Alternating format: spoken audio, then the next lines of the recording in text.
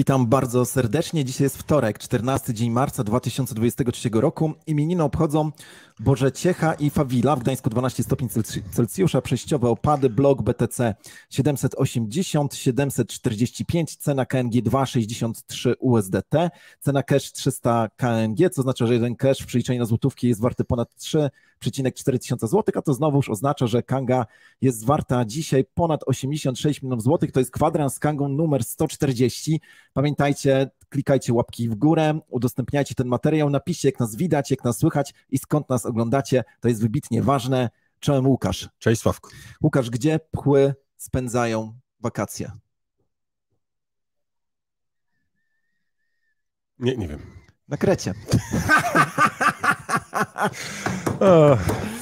Dobra, myślałem, Łukasz, że coś takiego będzie. Dzisiaj będzie bardzo wyjątkowy kwadrans z wielu różnych powodów. Mieliśmy wyjątkowy tydzień. Przecież działy się rzeczy po prostu szalone. Jak skomentujesz cenę Bitcoina i Ethereum? To jest to, co się dzieje w tej chwili w świecie krypto, faktycznie troszeczkę przypomina jazdę na rollercoasterze. I dochodzimy do jakiegoś punktu zapalnego, jest wielkie wydarzenie i myślimy, dobra, wybuchło, to teraz trzeba poczekać, aż kurz opadnie, a tu kurz nie zdąży opaść, a już mamy kolejny wybuch i jeszcze jeden, a potem jak już wszyscy mówią, dobra, to już nie ma, już wszystko, co mogło się wydarzyć, to się wydarzyło, to dzieje się następne. Także ciężki czas dla analityków rynku, bardzo ciężki. Bitcoin i w ogóle krypto zachowują się bardzo niestabilnie. Ja bym powiedział tak, kiedyś jak myśleliśmy w zespole o tym, który stablecoin jest najlepszy, który będzie najbardziej stabilny i tak dalej, to powiedzieliśmy, no nie, Omega oczywiście, tak, a drugi, no to mówimy no USDC, no bo to bank wypuścił, JP Morgan i tak dalej, a tu bam, i mamy depek na USDC, nikt się tego nie spodziewał. Mamy wielkie BAM, bo Silicon Valley Bank upada, mamy kolejny BAM, bo upada Signature Bank, przejmowane są ich aktywa. Łącznie mamy 4 banki, które w ostatnich 2 tygodniach upadły, duże banki i w narracji, którą słyszę, wszystkiemu winne jest krypto. No, tak chcą to przedstawić, ale tutaj okazuje się, że właśnie wszystkiemu winne są ciemne siły regulacyjne, o czym zaraz będę chciał z tobą pogadać. Tak. No bo właśnie, jeżeli mówimy teraz o cenie Bitcoina czy Ethereum, no wczoraj było jakieś gwałtowne odbicie. To jest ciekawe, że jak nastąpił depek Circle, o którym też dzisiaj pewnie powiemy, no to rynek jakoś zareagował negatywnie, ale jak już te banki poupadały wszystkie, to Bitcoin się jak gdyby odbił, jak gdyby zaczął.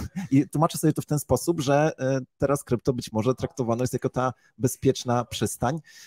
Dodam jedną bardzo ważną rzecz, o której również myślę, że będziemy dzisiaj dużo mówić. To powiedzenie, że coś jest pewne jak w banku. Tak. Znaczy, ja myślę, że zaczyna do ludzi docierać, że ryzyko związane z trzymaniem funduszy w banku jest ryzykiem istotnym. To nie jest coś, co można pominąć w swoich planach. To naprawdę jest ryzyko. Wrócimy do tego, dokończę sytuację, żebyśmy mieli część pierwszą zamkniętą. Otóż zgodnie z wieloma analizami, jakie przeczytałem, to faktycznie mamy gwałtowne odbicie. Wydaje się, że 25, a nawet 30 tysięcy jest w zasięgu ręki. To są krótkoterminowe prognozy, choć w tej chwili spodziewamy się chwilowej konsolidacji, żeby nabrać oddechu i zaczynamy niedługo kolejny rajd. Kilku analityków nawet zasugerowało, że mówią o 50 tysiącach dolarów i to nawet w marcu. Bo w marcu jest jak w garcu. Tak, no ale to naprawdę nie wiem, jak na to patrzeć, bo to są bardzo takie optymistyczne. Nie wiem, szczerze mówiąc, nie wiem, na jakiej podstawie można było powiedzieć, że będzie 50 tysięcy w marcu. To musisz zapytać panów od kresek i pisaków i szklanej kuli. Na pewno widzimy gwałtowne odbicie, widzimy w czasie 2 dni podskoczyliśmy praktycznie o 20%, także bardzo dynamiczny wzrost. No i w zależności od tego, kogo czytamy, to jedni doszukują się fundamentów, inni doszukują się tutaj po prostu potwierdzenia analizy technicznej, a jeszcze inni mówią o tym, że była manipulacja rynkiem przez dużych graczy i która się nie powiodła. Więc można powiedzieć, że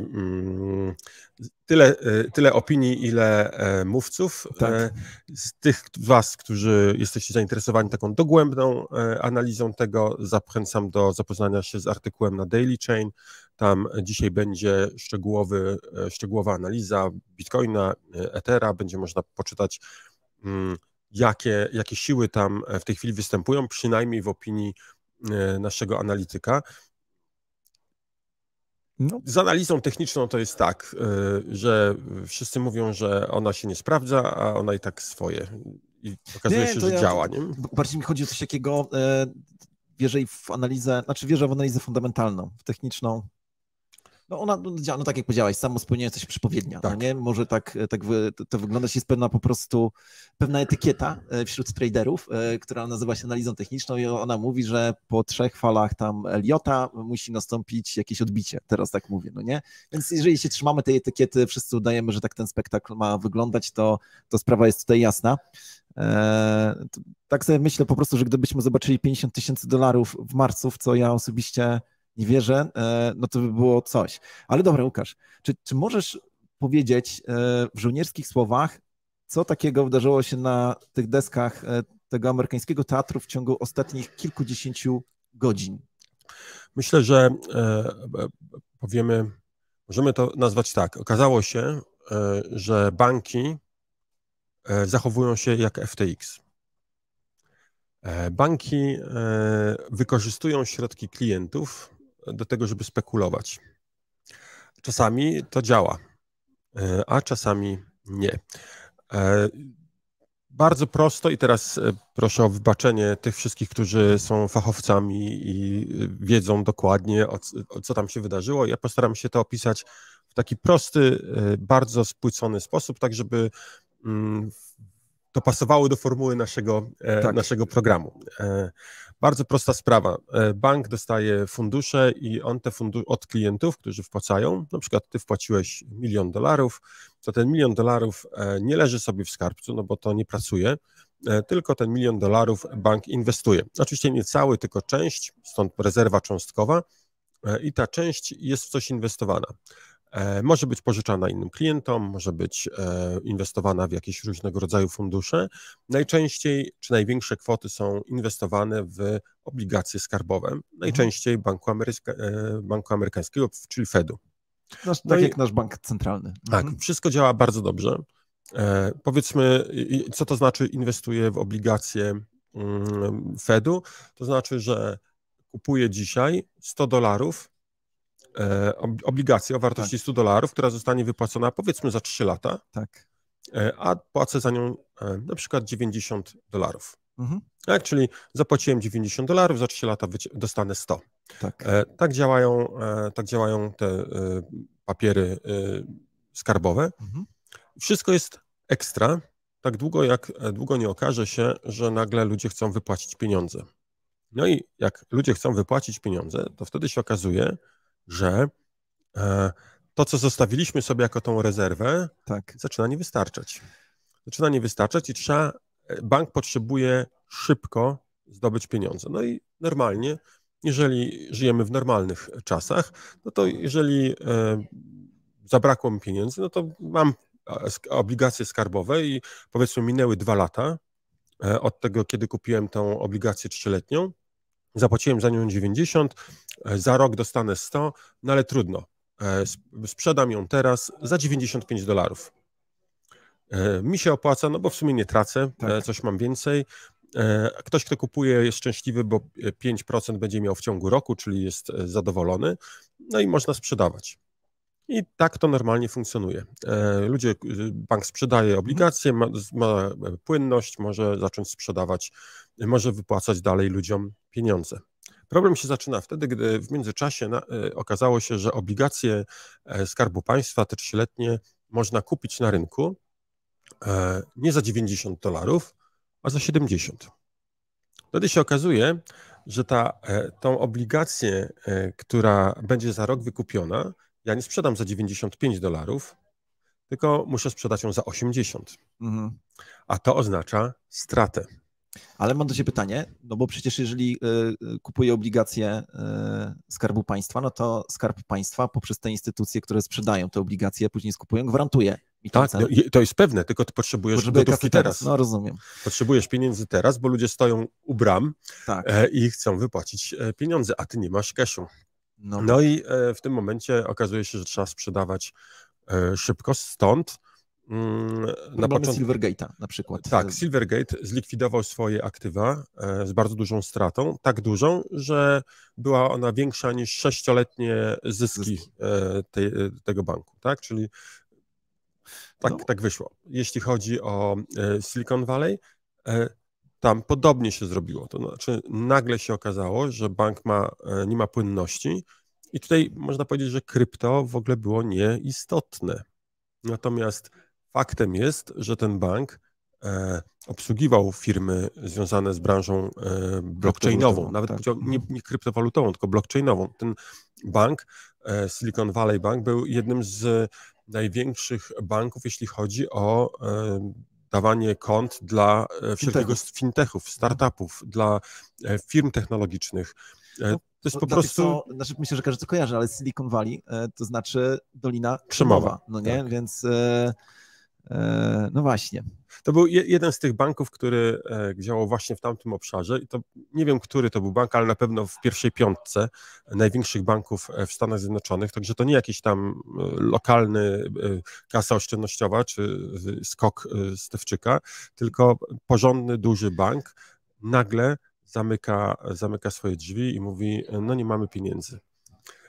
I o ile jeszcze ludzie tacy zwykli mogą się czuć w miarę bezpiecznie, ponieważ ten bank należy do tej Federalnej Rezerwy, byśmy powiedzieli funduszu gwarantowanego, w Stanach Zjednoczonych on działa do $250,000, no i powiedzmy przeciętny obywatel mógł się czuć ok, bo powiedzmy nie każdy ma $250,000 na koncie, o tyle cała masa firm technologicznych, które miały pieniądze od funduszy inwestycyjnych, które trzymała pieniądze od inwestorów, które miały posłużyć na funkcjonowanie na najbliższe, nie wiem, 10 lat, nagle straciły dostęp do swoich kont i nie mogły zapłacić rachunków.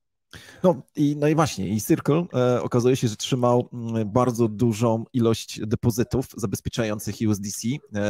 Nie wiem, czy dużą. To było mniej niż 10%, 8%.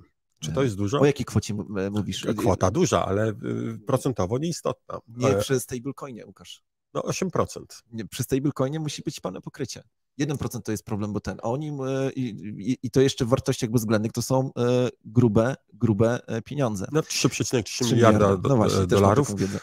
Taka kwota została... Oficjalnie przekazano, że taką kwotę Circle trzymał w SVB, czyli Silicon Valley Bank. No mówię, czy to jest dużo? Możemy dyskutować. Ja uważam, że 8% to nie jest duża kwota. Jakoś nie czułem zagrożenia, że sam Circle jest zagrożony, no ale rynek się przestraszył. No rynek się bardzo przestraszył, no i to wywołało panikę i wywołało DPEG USDC. Co to jest DPEG? Przypomnijmy. Poczekaj, zaraz pogadam o tym DPEG-u, bo chciałem ci zadać... Albo dobra, wyjaśnij, co to jest DPEG i ja przedstawię kilka teorii spiskowych. I jestem ciekaw, co ty i tutaj nasi telewidzowie myślą o tych teoriach spiskowych. Generalnie stablecoin powinien być notowany 1:1 do konkretnej waluty. Jeżeli ten kurs, na przykład USDC do dolara, powinno być zawsze w okolicach $1. Mówimy tutaj o odchyłkach, o ułamki centów, to jest dopuszczalne, no bo to jest po prostu rynek, ale generalnie powinno być w okolicach $1. W momencie, gdy możemy kupić 1 USDC za na przykład 85 centów, czyli zdecydowanie poniżej $1, to nazywamy DPEG-iem, czyli właśnie tym odklejeniem się ceny czy wartości stablecoina od tego, co on reprezentuje. No i faktycznie mieliśmy chyba 84 albo 86, w tej chwili nie pamiętam, centów za dolara, z czego bardzo wiele osób skorzystało. No tak. Można było kupić taniej $1 USDC i wystarczyło kupić go w piątek. czy tam w sobotę za 86 centów, dzisiaj można byłoby go sprzedać za dolara. Ale trzeba było mieć 20%. żyłkę ryzykanta, bo to nie było wiadomo, I czy to stalowe jest... nerwy. Tak, dokładnie. Łukasz, powiedz mi, czy regulator, który kilka tygodni temu zabronił funkcjonowania BUSD, czy ten regulator w swojej zamkniętej i tajnej, ale mimo wszystko rozległej świadomości mógł mieć podejrzenia co do tego, że kluczowe amerykańskie banki mają w tej chwili brak depozytów? Znaczy, Wiemy, że SEC nie nadzoruje banków jako takich, że on Fed, to jest natomiast wiemy o tym, że oni się tam wszyscy wymieniają informacjami. Oczywiście, to nie jest tajemnica, znaczy to jest tajemnica Poliszynela. Tak. Banki trzymają rezerwę cząstkową, a to oznacza, że mają tylko część środków. Tak, ale rezerwa cząstkowa to już jest z nami 100 lat, no nie? Cały ten pomysł. No trochę krócej, przepraszam, trochę krócej, no nie? No to kilkadziesiąt lat. Ale zmierzam do tego, że jestem przekonany, naprawdę, ręki bym sobie nie dał obciąć, bo kiedyś bym dał sobie obciąć rękę i dziś już bym jej nie miał, no nie, ale cytując tutaj klasyków. Natomiast chodzi mi o coś takiego, że ten atak na BUSD, na Paxosa i tak dalej wywołał bardzo duży ruch w stronę USDC. Tak. I USDT, tak, ale USDC również, no nie? I teraz uważam, że ci ludzie, którzy tam podejmowali te decyzje, wiedzieli o tym, co się dzieje w Silicon Valley Bank. Ale tam się nic złego nie działo. Nie, Łukasz. Każdy bank by upadł w takiej sytuacji, bo każdy bank ma kupione obligacje Skarbu Państwa, które w tej chwili są niesprzedawalne. Ale czy ten bank się dowiedział z dnia na dzień, że jest zagrożenie jego płynności? Czy to jest coś, co się przewiduje, to nie jest coś, co się dzieje przez noc, overnight, jak to niektórzy mówią, tylko to jest coś, co się dzieje, analitycy o tym wiedzą. Zobacz, że w Silvergate jakby powiedziano, że analitycy w tej chwili, czy tam tydzień temu, nie byli w stanie dostarczyć wyników finansowych bieżących, bo liczyli, czy wystarczy kasy. Oni mieli świadomość tego, że tutaj nadchodzi zagrożenie płynnościowe. I jak możemy teraz mówić, że w kluczowym amerykańskim, zachodnioamerykańskim, jakby, że regulatorzy nie wiedzieli o tym, że idzie tak naprawdę zagłada i wielki dramat. I w momencie, kiedy chodzi mi o to, że albo są niekompetentni, bo to też można założyć, ale tego nie chcemy zakładać, bo przecież to jest wysoka klasa urzędnicza, albo być może chcieli i wiedzieli, że Silicon Valley Bank jest jednym z istotnych banków, który trzyma depozyty Circle i chcieli sprawić, żeby USDC było bardziej dokapitalizowane, żeby pojawił się kapitał w bankach z powrotem. Moja teoria spiskowa przyśniła mi się 2 noce przecież temu. Przecież właśnie Circle dokapitalizowuje banki. Ale zobacz, jeżeli znika ci 4. albo 3. stablecoin, mówię o Binance USD, no to następuje transfer do innych stablecoinów. Co się dzieje z USDC, kiedy się zwiększa jego podaż? To oznacza, że muszą pojawić się dolary, prawdziwe dolary, które zabezpieczają tą podaż. No ale one najpierw się pojawiają te dolary, a potem dopiero pojawia się USDC. Więc jeżeli nastąpił transfer 2 tygodnie temu poprzez atak na Binance USD, to te banki, które przechowują rezerwę USDC, powinny mieć większą płynność. Tak, i uważam, że to było działanie do tego zmierzające, żeby zwiększyć depozyty w bankach dolarowe, żeby te banki mogły realizować swoje pozostałe zobowiązania. To jest moja teoria spiskowa, a nawet jeżeli tak nie było, to uważam, że regulatorzy powinni przewidzieć, że tak naprawdę zadziałali na szkodę użytkowników w tym momencie. No, na pewno możemy powiedzieć, to słyszałem wypowiedź jednego z senatorów, nie pamiętam kogo, jednego z polityków, tak może powiem, na temat bankowości, to było chyba z Unii Europejskiej, który wprost powiedział, że wszystkie banki są bankrutami. No właśnie. Bo żaden z tych banków nie jest w stanie wypłacić wszystkich depozytów. I skala tego procederu jest tak duża, że ja uważam, to jest moja opinia tylko i wyłącznie, że nawet w samym banku tak do końca nie wiedzą, co by się stało, gdyby ludzie zaczęli wypłacać. Jeśli chodzi o Silicon Valley Bank, ja myślę, że tam jednak było zaskoczenie i te działania, które się pojawiły, one tylko pokazują, że po pierwsze Księgowość FTX-a nie była wyjątkiem. Ja bym powiedział, że nagle Enron pokazał, że duże firmy mogą mieć skomplikowaną, słabą księgowość. FTX pokazał, że również że ten proceder istnieje, tak? Księgowość w FTX-ie nie należała do awangardy. Tak, a tak. Ja śmiem twierdzić, że tego typu sytuacja występuje w większości instytucji finansowych.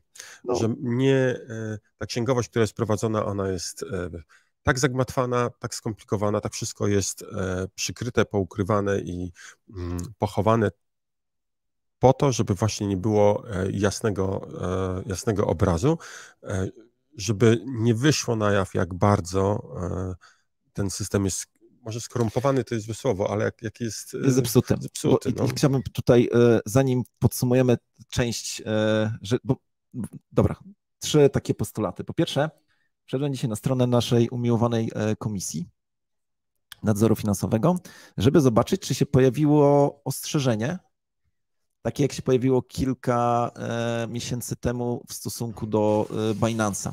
Żeby to jeszcze jak Binance'a nie było w Polsce, żeby uważać, był jakiś taki dokument, więc wszedłem, żeby zobaczyć, czy jest ostrzeżenie, żeby uważać na amerykańskie banki, żeby polscy obywatele, jeżeli mają depozyty, nie trzymali tam.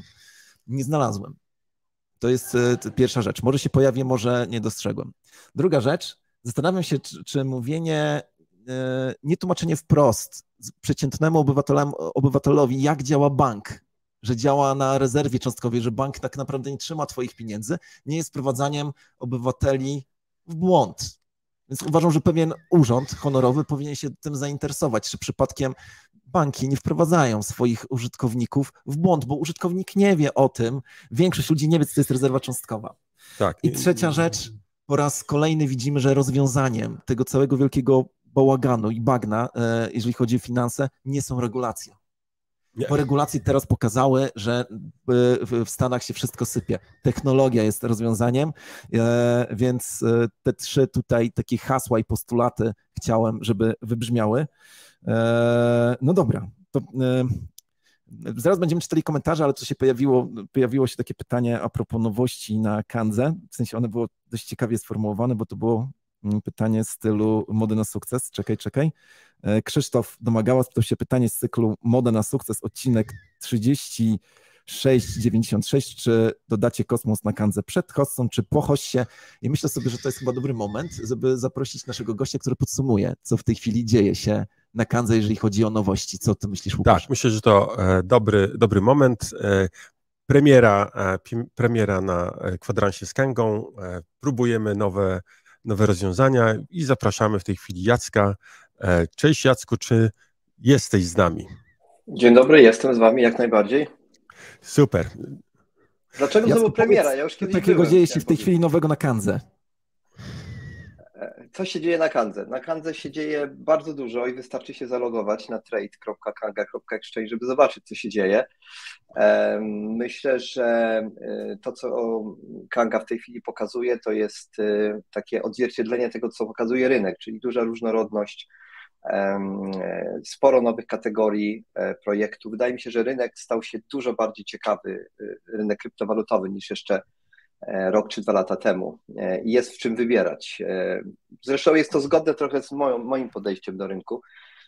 To znaczy ja uważam, że człowiek powinien inwestować, kupować, czy jak to się mówi, hodlować to, co rozumie, to, co mu się podoba, to, co jest mu bliskie, to, co jest potem w stanie z samego faktu czystego zainteresowania podążać za tym, czytać sobie na bieżąco wiadomości, bo najgorsza rzecz, jaką można robić, to jest inwestować w rzeczy, których się nie rozumie. To jest prosta droga do porażki. Tak, mamy dużo nowych produktów, czy tokenów na Kandze. Powiedz, które z nich pojawiły się ostatnimi czasy i na które powinniśmy zwrócić uwagę? Pojawiło się różne ciekawe projekty z uwagi na to, że staramy się właśnie przedstawić użytkownikom projekty z różnych kategorii, czyli ci, którzy się bardzo interesują na przykład projektami gamingowymi, czyli związanymi z grami opartymi o technologię blockchain, mogą znaleźć tam coś dla siebie. Ostatnio było kilka takich projektów, Guts Unchained, niekwestionowany lider, jeśli chodzi o karciane gry blockchainowe, natomiast są też wydaje mi się, wszystkie najsilniejsze projekty metaversowe, więc jeżeli ktoś jest fanem wirtualnych rzeczywistości to znajdzie chyba wszystko, co jest najważniejsze na Kandze, ale ja bym chciał może powiedzieć o takim projekcie, który moim zdaniem jest takim czarnym koniem jednym z czarnych koni następnej hossy, to jest projekt Blur. To jest taki token, który był wylistowany chyba z 2 czy 3 tygodnie temu, związany z platformą NFT, która jest bardzo konkurencyjna w stosunku do potentata zwanego OpenSea, czyli tej platformy, gdzie można tradować swoimi tokenami NFT. Blur podniósł to o kilka półek wyżej, jeśli chodzi o to, jak możemy to robić, tego jak to wygląda, jak to szybko działa, o wiele tańsze są transakcje i tak dalej. I Blur to jest taki projekt, który moim zdaniem jest w grupie 5 czy 6, które zadziwią świat w ciągu najbliższych roku czy 2. Także ja osobiście jestem bardzo podekscytowany, że na Kandze mamy Blur. Okej, super. Ja tylko zwracam uwagę oczywiście, że to nie jest porada inwestycyjna. Absolutnie My tutaj nie doradzamy, to jest tylko czysta informacja. Dziękuję, Jacku, że byłeś dzisiaj naszym gościem i na pewno do zobaczenia za tydzień. Do zobaczenia. Dla tych, którzy nas oglądają, dodam, że to nie jest ostatni gość. Nowości w Kandze mamy dużo, ale o tym za chwilę. Łukasz, sprawa Krakena i Seku, ona już właściwie powoli odchodzi do archiwów, ale jest druga giełda, która wprost mówi do Seku: słuchajcie, nie macie racji i będziemy z wami walczyć. Chodzi o Coinbase. Oczywiście, Coinbase tutaj postawił się okoniem. Tak, ja myślę, że Coinbase to taka Kanga, trochę tak mi się kojarzy, no nie? Ciekawe uzasadnienie przedstawił SEC a propos tego, dlaczego uważa, że staking jest nielegalny. 2 argumenty słyszałem. Pierwszy jest taki, że kiedy oddajesz środki na staking do giełdy scentralizowanej, to tracisz władność nad tymi środkami. Dziwne uzasadnienie, bo przecież na każdą giełdę scentralizowaną, na którą wpłacasz środki, tracisz władność. Ale druga rzecz, że stakingi kryptowalutowe oferują zyski i nagrody zdecydowanie większe niż wynika z powszechnego obrotu gospodarczego. To znaczy, że SEC pewnie patrzy, ile daje tutaj obligacja skarbowa, że zamiast kupić za 95 czy sprzedać za 95, sprzedają za 70, a propos tego, co mówiłeś kilka minut temu. No i że stakingi kryptowalutowe dają nagrodę, która jednak wykracza poza ten zdrowy rozsądek. W rozumieniu SEC-u, oczywiście. W rozumieniu SEC-u, oczywiście. No, tak to wygląda. No ale Coinbase powiedział, że nie dość, że nie zatrzymał żadnej usługi stakingowej, to wysłał oficjalnie maila do swoich użytkowników, gdzie powiedział: słuchajcie, ta usługa będzie działać, będzie trwać, zgadzamy się z SEC-iem, a jak SEC ma problemy, to się spotkamy przed sądem. Bardzo dobrze. Uważam, że wcześniejsza odpowiedź Coinbase'a bardzo mi się podobała. To gdy Coinbase napisał, że to nie SEC stanowi prawo, tylko Kongres Stanów Zjednoczonych i zwracał delikatnie uwagę SEC-owi, żeby przestał uzurpować sobie prawo do stanowienia prawa. Więc to było bardzo takie mocne stwierdzenie. Myślę, że zabolało SEC takie postawienie ich z powrotem w szeregu. Żaden urzędnik nie lubi, gdy mu się zwraca uwagę, że wykracza poza swoje kompetencje. To nie jest przyjemne. Natomiast na pewno jesteśmy świadkami, jak popatrzy się tak szerzej trochę, no bo dlaczego Bitcoin wzrósł? No myślę, że Bitcoin wzrósł teraz dlatego, że, po pierwsze, jeżeli Bitcoin wzrósł w ciągu kilku godzin, tak jak ten, to pewnie ktoś gra pod te wzrosty i tak dalej. Natomiast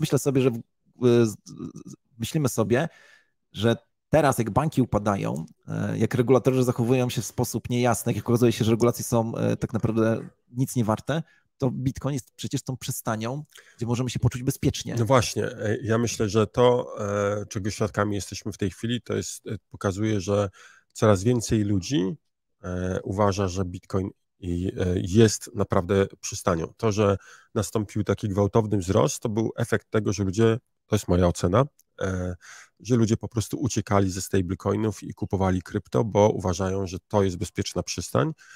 bo nie wiadomo, co będzie ze stablecoinami, bo nie wiadomo, co będzie z dolarem, bo nie wiadomo, co będzie z rynkiem bankowym. Lepiej posiadać bitcoina, bo tego bitcoina ja jestem bankiem dla siebie, tak? Jak mam bitcoina, to ja decyduję, komu go dam, ja decyduję o tym, co zrobię z tym bitcoinem, nikt inny nie może mi tego zabronić. No, ja zawsze porównuję posiadanie bitcoina do posiadania po prostu gotówki. Oczywiście gotówka jest zależna od banku centralnego w pewnym sensie, ale jeśli chodzi o transakcyjność, bank centralny nie może mi zabronić przeprowadzenia transakcji gotówkowej z kimś. Nie ma tutaj middlemana, nie ma nikogo pośrodku. Mogę sam dysponować gotówką, tak samo jest z bitcoinem. Ludzie zauważyli, że to jednak ma znaczenie. No i co ciekawe, zarzuty, które były stawiane giełdom kryptowalut, że one mają niepełne rezerwy i tak dalej, bo tutaj 90% mają tylko albo 80%, no to w odniesieniu do banków klasycznych pokazują, że coś komuś się tutaj w głowie poprzewracało. Jeżeli bank ma chyba 10%, tak, rezerwy, 3%. czy 3%. Coś między 3 a 4, to mówię to o polskich jest rezerwach. po prostu śmiech na sali. Pomyśl sam. Was tutaj też zachęcam do pomyślenia w ten sposób, co jest bezpieczniejsze. Czy bezpieczniejszy jest bank, w który praktycznie nie ma gotówki, a giełda, która ma praktycznie 100% w skarbcu wszystkiego, co zostało wpłacone. Więc to regulator przyjdzie i będzie mówił, że oczywiście banki tutaj stanowią fundament tak. bezpieczeństwa państwa i tak dalej. Natomiast a propos naszego subcyklu na Kandze, na kwadransie z Kangą, o tym, jak się zmienia orzecznictwo sądowe. Mam nowe orzeczenie sądu. Oto jeden z kantorów kryptowalutowych, bank próbował wypowiedzieć mu konto i sąd powiedział stop, nie wolno wypowiadać tak od razu bez podawania, znaczy nawet podając jakąś tam iluzoryczną przyczynę, musicie sobie przed sądem wyjaśnić i dopóki sobie tego nie wyjaśnicie, to proszę, żeby bank świadczył te usługi. To jest kolejne postanowienie sądu o zabezpieczeniu umowy w tym roku. To akurat, o którym mówię, pochodzi z 10 marca 2023 roku, czyli jest bardzo, bardzo świeże i to jest właśnie to. W sądach, myślę sobie, siła, orzecznictwo naprawdę się zmienia. Mówimy tylko o części spraw, ale sprawy układają się naprawdę pozytywnie. Banki i urzędnicy trochę są przyparci do muru. Mówię oczywiście o tych urzędnikach, którzy myślą, że stanowią prawo, bo przecież jest bardzo wielu urzędników, którzy stoją na czele tej klasy urzędniczej i walczą o dobre imię urzędu, który reprezentują. Właśnie, bo to należy tutaj nadmienić. My nie uderzamy w urzędników jako urzędników, że każdy urzędnik jest zły, tylko po prostu uważamy, że część urzędników osiągnęła ten poziom świadomości, że myślą, że to oni stanowią prawo i to oni decydują o wszystkim, tak jak jedna z pań minister, która chyba zajmowała się GUS-em, tak, Głównym Urzędem Statystycznym, i ona w swojej wypowiedzi powiedziała, że to dzięki niej wszystkie przedsiębiorstwa działają, bo przecież ona nadaje REGON. I tak myślę, że ona w to święcie wierzyła, że to właśnie ona pozwala funkcjonować przedsiębiorstwom, to dzięki jej pracy przedsiębiorstwa mogą funkcjonować, bo mają REGON. A REGON przecież bez REGONu bez jak REGONu, żyć. no nie da się. Zawsze jak mam REGON, to się czuję bezpiecznie i lepiej, mam taki bardziej spokojny sen. Dobra, przeczytam parę komentarzy.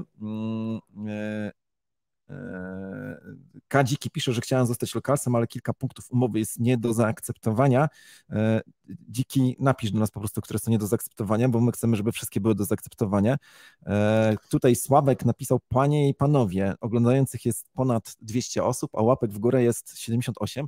No dawajcie łapki w górę, bo zaraz będzie ogłoszenie wyników konkursu. I jedna rzecz, pamiętajcie, że jak dajecie łapkę w górę, to YouTube naprawdę, algorytm działa tak, że wyskakujemy wyżej. Jak mamy dużo obejrzenia, mało łapek w górę, to wygrywa, nie wiem, jakiś podcast KNF-u z nami na przykład. Co nie mówię, że jest złe, tylko po prostu informuję wszystkich, że taki jest stan. Pojawia się Jason albo Royson 92 napisał, że byśmy zaktualizowali listę kantorów. Oto jest kantor w Piasecznie, który nie działa. Sprawdzimy to, jeżeli tak jest, to bijemy się w pierś, ale zaraz powiemy o nowych kantorach. Pyta się Kamil o to, czy skończył się już buyback, ta oficjalna część. Oficjalnie buyback skończył się bodajże w piątek, ale zrobiliśmy małą dogrywkę, bo się okazało, że mieliśmy dobre zagranie na krypto, które dostaliśmy i mogliśmy skupić za ponad $1 milion. Skupiliśmy dokładnie za, mówię teraz z pamięci, $1,130,000. Szczegółowe statystyki, jeśli jeszcze ich nie ma, to na pewno wkrótce się pojawią, będziecie mogli prześledzić, zobaczyć. Wszystko jest jawne i transparentne. My tutaj nie ukrywamy tego, co się działo z buybackiem. Tak jest, ale buyback i tak trwa, no bo przecież codziennie skupujemy tokeny KNG. Oczywiście. Zgodnie z tym modelem, w którym działamy. Dobra. No to Łukasz, powiedz mi, czy czujesz się bezpieczny dzisiaj, jeżeli chodzi o trzymanie swoich środków w banku? Nie odgrzewam kotleta, ale chyba Mike Satoshi napisał, nie Mike Satoshi, ojejku. Zapomniałem, nasz polski youtuber. Mike Satoshi, tak. Dobra, przepraszam. Mike Satoshi napisał wczoraj na swoim Twitterze, że teraz cash is the king, że trzeba być naprawdę ostrożny, no bo przecież jeżeli upadają amerykańskie banki, no to tutaj są naczynia połączone. Zresztą pamiętamy 2008 rok, który bardzo lubimy wspominać, między innymi przez manifest Satoshiego, akurat nie Mike'a Satoshiego, tylko innego Satoshiego, ale to wywołane był ten kryzys 2008 roku, bo upadł duży amerykański bank, podobnie jak teraz, i nagle po całym świecie rozlało się dużo krwi, więc być może trzeba wypłacać gotówkę. Więc ty wolisz trzymać gotówkę, czy wolisz trzymać krypto? Jeżeli zadaję ci pytanie zbyt intymne, to powiedz pomidor. Mogę zdradzić, bo moja strategia jest bardzo, bardzo prosta. Generalnie wolę krypto. Uważam, że krypto jest najlepszym rozwiązaniem, jednak czasami chleb trzeba kupić i za prąd zapłacić, więc pewne środki trzeba trzymać również na koncie, ale traktuję je bardzo operacyjnie, czyli to są środki na pokrycie bieżących potrzeb, a najbardziej lubię gotówkę. Uważam, że płacenie gotówką jest sexy. To jest coś oldschoolowego w płaceniu gotówką. Zresztą jak wchodzisz gdzieś i wyciągasz, nie mówię, że ja tak robię, ale zawsze to widzę, jak inni to robią. Jak ktoś wyciąga plik banknotów z kieszeni i płaci, choćby to były 10-złotówki, to zawsze to robi jakieś takie wrażenie. A jak są to już stówki, to ten. No gotówka tak naprawdę faktycznie jest oldschoolowa, tak jak to fajnie powiedziałeś, no ale w tej sytuacji niepewności, gdzie giełdy kryptowalutowe i przy okazji też banki upadają, warto trochę tej gotówki mieć w kieszeni, a to się wpisuje trochę w naszą doktrynę, no bo przecież my wierzymy, że gotówka to jest symbol wolności, każdy ma prawo do tego, żeby płacić gotówką, stąd no właśnie, nasza sieć kantorów i lokalsów. Co się dzieje, powiedz, z tą naszą siecią kantorów? No, sieć kantorów i lokalsów się rozwija, no ale to już nie jest tak, że otwieramy się tylko w Polsce, nie tylko na Ukrainie, nie tylko gdzieś tutaj w państwach ościennych, ale uwaga, napiszcie właśnie w komentarzu, jak myślicie, gdzie dzisiaj, w jakim mieście otwiera się nowy kantor. Zaraz się z nim połączymy, ale chciałbym zobaczyć kilka propozycji. Czy to jest, no właśnie, czekaj, odliczam do 10, 10, 9, 8, jak nikt nie napisze, to zdradzę, 8, 7, 6, 5, 4, 3, 2, 1, 0. Tokio. Wow, Tokio. Ale wiem, dlaczego napisali Tokio. Bo niedługo będziemy w Tokio. Zadupiu Wschodnim, Hiroshima, ale Jacek Kołodziejczyk trafił. Jacek, widziałeś o tym? Bo mówimy o Hongkongu i teraz myślę sobie, że to jest dobry moment. Spróbujmy połączyć się z naszym operatorem kantorowym właśnie w Hongkongu. Oto tutaj Joanna Wargała, która reprezentuje sieć Erdens Exchange, naszego operatora. Asia, powiedz, gdzie w tej chwili jesteś? Dzień dobry. Mam nadzieję, że mnie słychać i widać. Witam Was bardzo serdecznie z Hongkongu, z naszego nowego biura Erdens Exchange. Jak wiadomo, Hongkong, centrum światowej finansjery, innowacyjnych rozwiązań technologicznych, więc nie mogło zabraknąć oczywiście Erdens Exchange, powered by Kanga Exchange. Łączymy się właśnie w marcu, słuchałam waszej rozmowy i w marcu mamy też taką specjalną rocznicę, nie wiem czy wiesz Sławku, że właśnie mija dokładnie 2 lata, kiedy odbył się mój debiut na live'ie w Kanga Exchange. Wtedy to rozmawialiśmy na temat tokenizacji świata tańca, aplikacji AirDance i naszego tokena Dance, a rok temu otwieraliśmy nasz kantor w Dubaju. I to właśnie ten kantor, który udało nam się otworzyć w Dubaju, bardzo prężnie się rozwinął i pozwolił nam na kooperację z partnerami, którzy dziś zaprosili nas właśnie do Hongkongu. I tutaj realizujemy nasz plan i kolejny kantor. No ale oprócz tego, że kantor stacjonarny, to też oczywiście promujemy usługę, która w tej chwili jest reklamowana na Kandze, czyli transfer Kanga, bo to jest coś, co właśnie zapoczątkowało AirDance Exchange w Dubaju i co spełnia oczekiwania naszych klientów, bo dzięki temu mogą w swobodny sposób dokonywać zakupu za kryptowaluty w różnych miejscach na świecie, już nie tylko wypłacając gotówkę, ale też dokonując płatności za przeróżne rzeczy, na przykład nieruchomości. Mam nadzieję, że niedługo się będziemy mogli zobaczyć w Hongkongu. Zapraszamy. My jako Kanga ruszamy na podbój Azji. Będziemy mieli kilka konferencji, między innymi w Tokio. No to wydaje się, że już bardzo blisko, prawie że za miedzą będzie Hongkong, ale liczę na to, że uda nam się odwiedzić również ten kantor. Tak jak byliśmy w Dubaju, tak może zobaczymy się również w Hongkongu. Na pewno zrobimy jakieś ciekawe nagranie i nie omieszkamy się pochwalić widokiem z okna. Oczywiście, tak jest. czekamy. Akurat jesteśmy w takim biurze, gdzie nie ma widoku, ale widok też jest. Więc jak nie wiecie, przygotujemy taką wersję z widokiem. Ostatnie zdanie, Joanna, czy to oznacza, że już dzisiaj można w biurze w Hongkongu zrobić transakcję?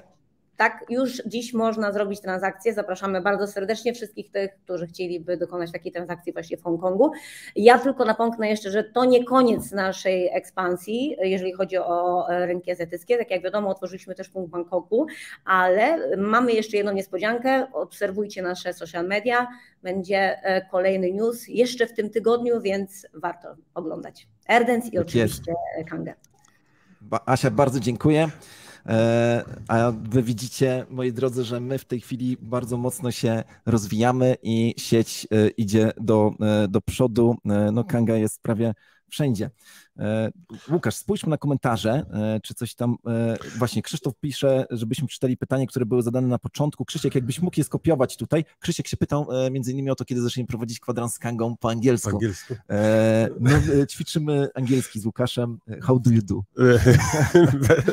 Tutaj musimy, chociaż mamy takie powiedzenie, że ze wstydu jeszcze nikt nie umarł, prawda, więc może po prostu trzeba... Chyba, że wiecie inaczej, to napiszcie nam w komentarzach. Tak, dobra, jest pytanie o konkurs. Chcę ogłosić tutaj wyniki, ale spoglądam jeszcze, czy są jakieś pytania. Wiecie, ten, kto przewidział cenę 20 w okolicach $24 000, to naprawdę był prorokiem wielkim i ja wiem kto.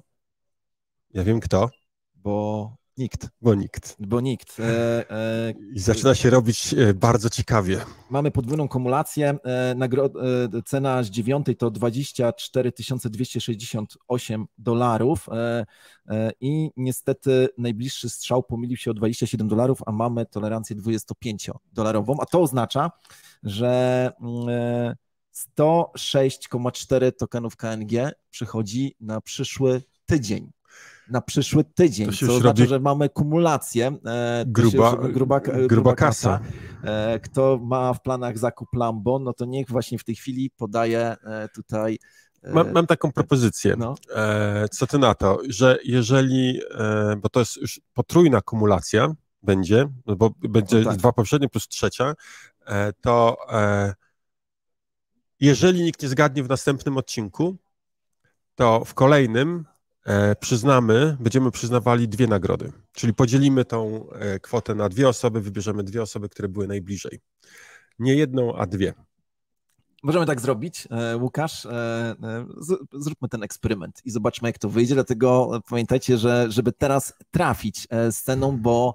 To ostatni raz taka duża kwota. Chyba że wtedy będziemy mieli podwójne kumulacje.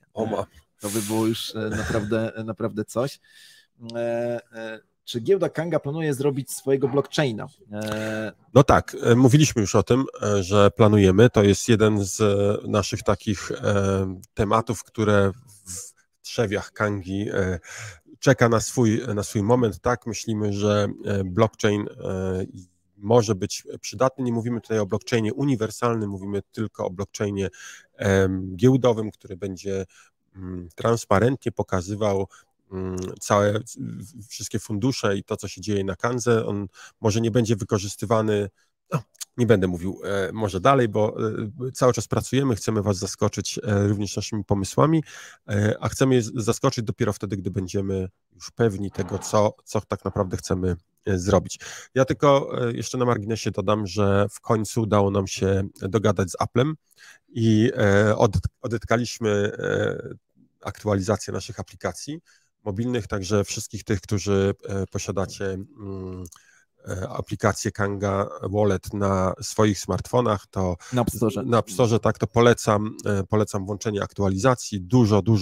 Naprawdę dużo nowości. Między innymi pojawił się Sellback, który daje możliwość tego, żeby mieć możliwość korzystania ze swoich środków bez z ich sprzedażą, ale z możliwością odkupienia po ustalonych warunkach, czyli można powiedzieć, że zjeść ciastko i mieć ciastko. Dokładnie. Można mieć. Patrzę jeszcze na komentarze. Mam jeszcze jednego newsa takiego na sam koniec i może ci go powiem. Trzeci kwadrans już się skończył. Tak. Łukasz, wiesz, co jest solo mining? Tak. No to solo mining to jest, gdy ja po prostu swój własny komputer, nie przyłączam się do żadnego pula, po prostu kopię jako ja. No to Znowu ktoś wygrał? Tak, wykopał nagrodę o wartości $140,000. Zgodnie z informacjami, które udało mi się zebrać, 2 dni kopał. W sensie po 2 dniach wygrał. To naprawdę duże szczęście. To po prostu jak ktoś chce grać w totolotka, to właśnie solo mining wydaje się być takim najlepszym tutaj rozwiązaniem. Także gratulacje. Taki news. No i co? Prosimy o łapki w górę. Czy coś, Łukasz, chciałbyś dodać jeszcze? No, mamy konkurs, tak? Przypominam zasady konkursu, bo nie wszyscy może znają. Piszemy w komentarzu hashtag kwadrat z Kangą 141, a potem znak dolara i 5 cyfr. No chyba, że ktoś uważa, że będzie 6-cyfrowy wynik za tydzień, ale 5 cyfr. Im w ten sposób typujemy kurs bitcoina do dolara o godzinie 9 w przyszły wtorek. Ta osoba, która będzie najbliżej, ma szansę zdobyć nagrodę. Ta nagroda w tej chwili to będzie 106 Kang plus 10% łapek w górę pod tym filmem. Już mamy ponad chyba 100 łapek, więc na pewno będzie to co najmniej 10 Kang więcej. Olbrzymia nagroda, będzie można to zestejkować. Natomiast mam takie spostrzeżenie ciekawe.